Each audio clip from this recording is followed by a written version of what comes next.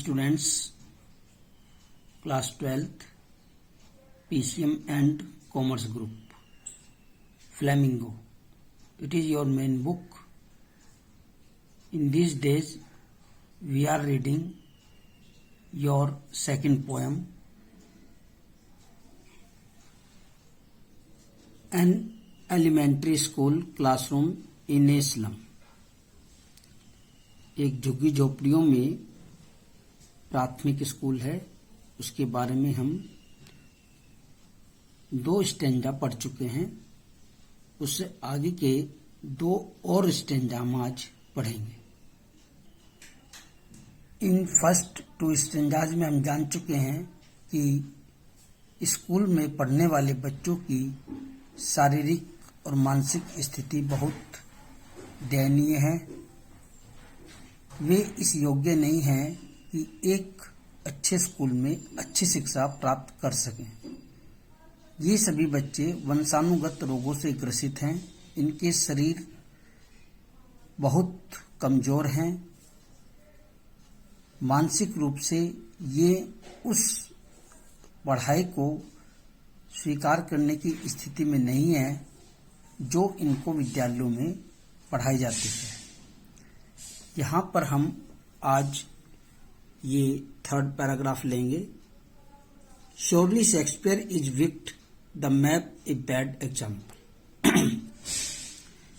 इस लाइन में जो पोएट हैं हमारे, वो कहते हैं कि शेक्सपियर एक दुष्ट प्रवृत्ति का व्यक्ति है इन बच्चों के अनुसार, क्योंकि वह एक ऐसे उदाहरण प्रस्तुत करता है जो उनकी पहुंच में नहीं है। शेक्सपियर की कविताएं उन्हें खूबसूरत संसार दिखाती हैं जो उनके लिए वास्तविक नहीं है। वह तो उन्हें उनके टूटे हुए बिलों से भागने के लिए भड़काती हैं।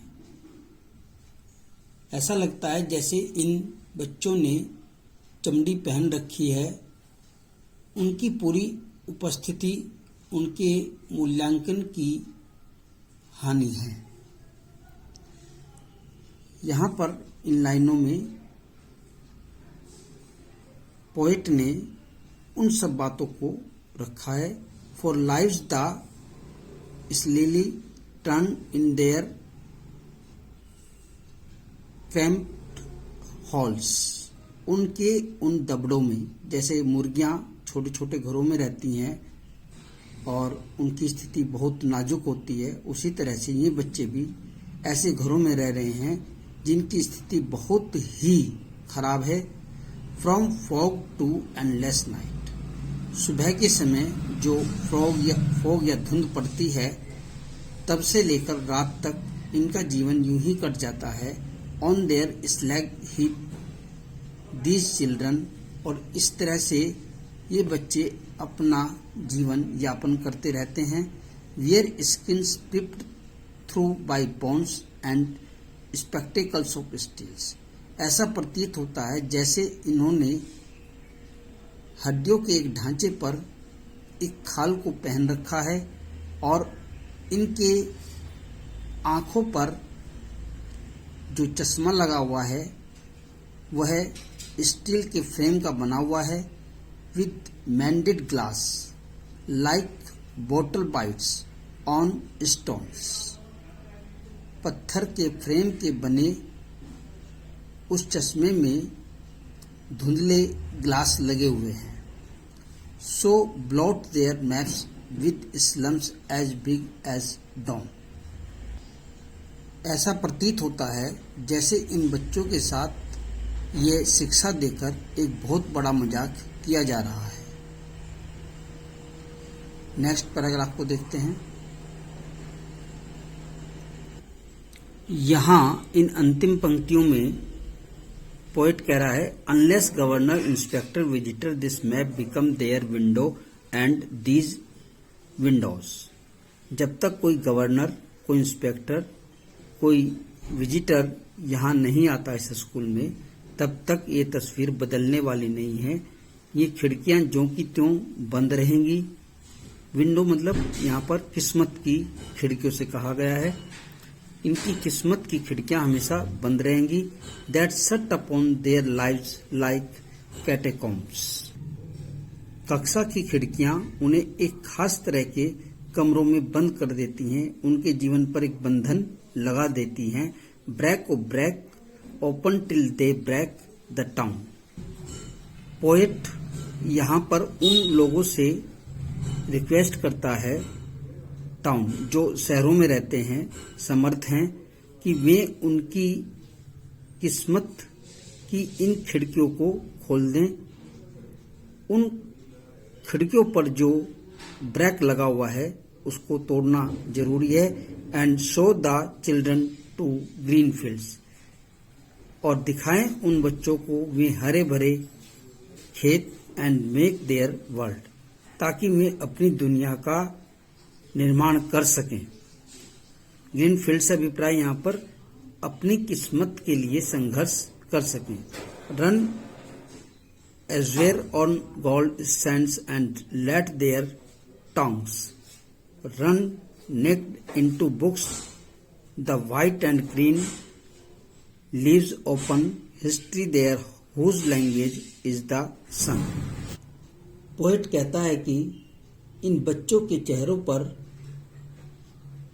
शिक्षित होने का भाव दिखाई देना चाहिए, निश्चिंता का भाव दिखाई देना चाहिए। यहाँ कवि जोर देकर कहता है कि इन बच्चों को स्वतंत्रता का अधिकार प्राप्त होना चाहिए, ताकि स्वतंत्र होकर ये अपने मन के अनुरूप ज्ञान को अर्जित कर सकें और अपना विकास कर सकें। इस पोएम के अंत में स्टीफन स्पेंडर ने एक सकारात्मक टिप्पणी भी की है, क्योंकि वे मानते हैं कि ज्ञान और सीखने की भावना से प्रज्वलित होने वाले लोग ही इतिहास रचते हैं। अर्थात जो जीवन में संघर्ष करते हैं और संघर्ष करते हुए आगे बढ़ते हैं, उन्हीं के सामने ये दुनिया नतमस्तक होती है। इस प्रकार से यहाँ कवि ने उन बच्चों के प्रति अपनी सहानुभूति और जिम्मेदारी के भाव को प्रकट किया है, जो समाज की अनदेखी के कारण त्रस्त हैं, दुखी हैं, परेशान हैं और इन गुह्य स्थानों पर रह रहे हैं और जीवन में किसी भी प्रकार का कोई विकास नहीं कर पा रहे हैं। उन्हें शारीरिक मानसिक रूप से आगे बढ़ने के अवसर प्रदान किए जाने चाहिए, ताकि वे भी अपने जीवन के मूल्य को समझ सकें। यह इस कविता का सार है जो आपने यहाँ पर इस कविता में देखा है। यह कविता यहाँ पूर्ण हो जाती है और इससे संबंधित जो भी क्वेश्चंस आंसर्स होंगे वो हम आपको भेजेंगे और वो आप अपनी नोटबुक में करेंगे। अभी हमारे पास समय है। इस लॉकडाउन के दौरान आप अपने सभी कार्य पूर्ण करें। आगे चलकर आपके पास इतना समय नहीं होगा कि आप ये कार्य पूर्ण करें। आपके स्कूल, ट्यूशन, अन्य चीजें भी होंगी जो आप करेंगे। इसलिए समय रहते अपने कार्य को पूर्ण करें और उन्हें स्कूल में भेजकर चेक भी कराएं। Okay, thank you very much.